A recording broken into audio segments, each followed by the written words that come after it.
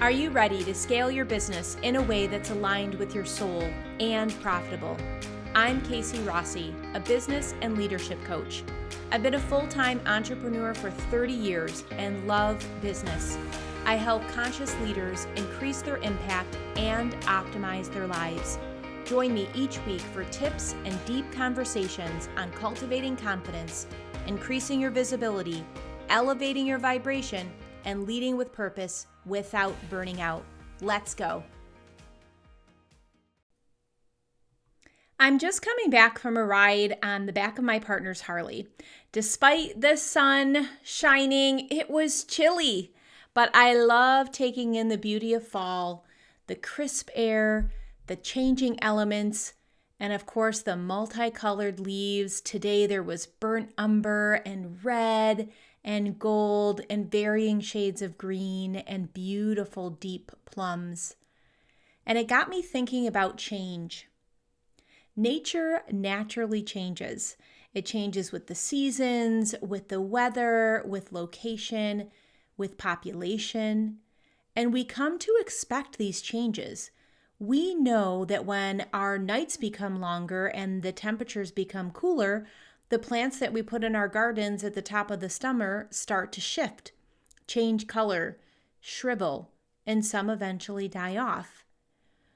We never question these cycles and have come to accept that they are common rhythms of nature. But what about you? Do you embrace change? Do you instigate change, or do you wait until you have no choice and then reluctantly try to adapt to the circumstances? I know post-pandemic, many people have used and overused the word pivot. In fact, I just ran into an old friend the other day and told her that I was towards the end of a pivot, and she immediately blurted out, "I am so sick of that word." So sometimes we are forced or pushed into a pivot. It could be from a loss of income, an illness, or an unforeseen challenge like the devastating hurricane that occurred this month in Florida. In situations like those, we are in a reaction mode versus a deep conscious shift. We are responding to life circumstances, and in many times, we are just doing our best. We just want to survive, make it through, just get by. When was the last time that you contemplated in your life or business a need for a change? And change comes in all kinds of sizes.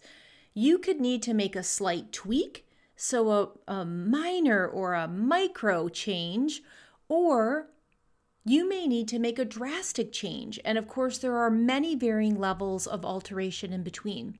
I love to look at things through a holistic lens. So thinking about change, we are called to modify things in our life due to something physical, emotional, spiritual, and or financial. So let's take a look at a physical example. My longtime friend Vicky is an electrolyst. She has been working hard in her field for 41 years. I recently asked her when she was planning on retiring, as her 65th birthday is just around the corner. She shrugged and kind of laughed and said, "When my eyes give out." And this is a physical instance of when what you do may not work anymore because of a limitation. There are many professions like this, especially repetitive motion, service-oriented ones like hers, but then other blue-collar categories like mechanics or construction, and then ones you may not think of, like my friend who was a talented aromatherapist for years, but then lost her sense of smell, which not only put a wrench in her services, but also caused an identity wobble. Many of us wrap ourselves up in what we do.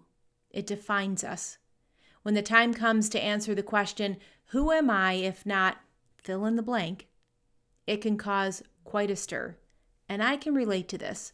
After selling my candy company of 17 years, I had my own identity wobble. I was so woven into being in my role and part of a dynamic duo that when it came time to define myself as a solopreneur or even as a person, it was a challenge. One that took coaching and time to identify.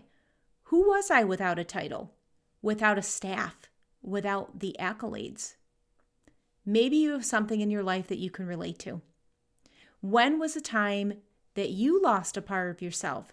It could be a position, a job, a partner, or a role as a parent even, which is really common when the kiddos leave the house and start their own adult life. Interesting to ponder.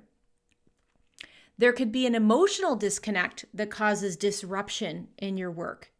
Perhaps you were in a consultant position and it fueled you until it didn't. And then it became a draining, thankless position that you dreaded. One of my associates is a graphic designer. She's been in her position for years. And over time, she began to feel emotionally drained by all the client critiques, all of the kind of client demands, and really felt that her creativity was limited by certain expectations or in-the-box requests from clients. So she's in the middle of pivoting to selling her own fine artwork, and this way it can be on her terms. It's a pretty cool process to witness.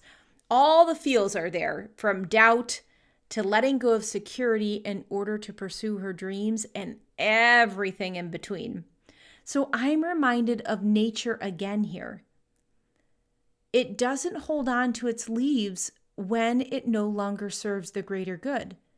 The tree must shed, must let go to survive the winter.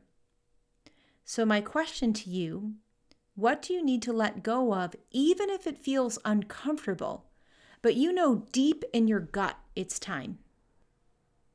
I'll never forget the powerful Zen proverb, let go or be dragged. Let go or be dragged. Maybe as you grow and deepen in your spirituality, something that you once offered doesn't quite fit or feels off. It could be the way that you approach sales, which is easy to understand because much of the bro marketing emphasizes pressing on pain points to pressure your prospective client into making the right decision and fast, right? Or they're going to lose out. I'm sure you can come up with a sleazy sales situation that you just wanted to run away from, whether it was buying a car or being enrolled in a high-ticket program. And then there is the financial part of the puzzle. Perhaps what you charge doesn't feel in alignment with what you offer anymore. Maybe you have additional credentials that bump up your status or more hours in your field of expertise that have brought you better and faster results for your client. Maybe it's time to stop trading dollars for hours and charge based on the transformations that you provide versus marketing your fees like transactional line items. As you can see, there are so many reasons that prompt change. However, our minds like safety, and because of that, we often stay in our comfort zones because it's familiar and safe. Now is the time to take inspiration from nature. The colors are changing, the leaves are falling. Take a moment to look at your magnificent surroundings. No matter how challenging the circumstances, nature heals and bounces back. It may take time, but it rejuvenates itself. Change can be exciting, renewing, strengthening, and has the power to inspire others to look within and do the same. When we can start to look at change through this lens with this perspective, that it's not something that's daunting or a have to, but something that we actually get to choose. It can be very, very empowering and exciting when we start to look at it through the filter of choice and excitement. We're really opening ourselves up to endless possibilities. I'm curious, what's one step that you can take towards change? How about you do that today? And as a little aside, I'd love to know what that is so I can energetically support you all the way. Until next time, my friend, breathe joy. I hope you enjoyed today's episode all about change and actually choice when you think about it. If so, I would love to hear your feedback at lovethepodcast.com/brilliance.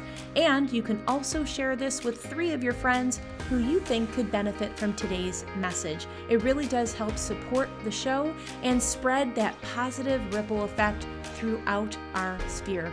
I really appreciate you and your time, and I will see you next week. Thank you.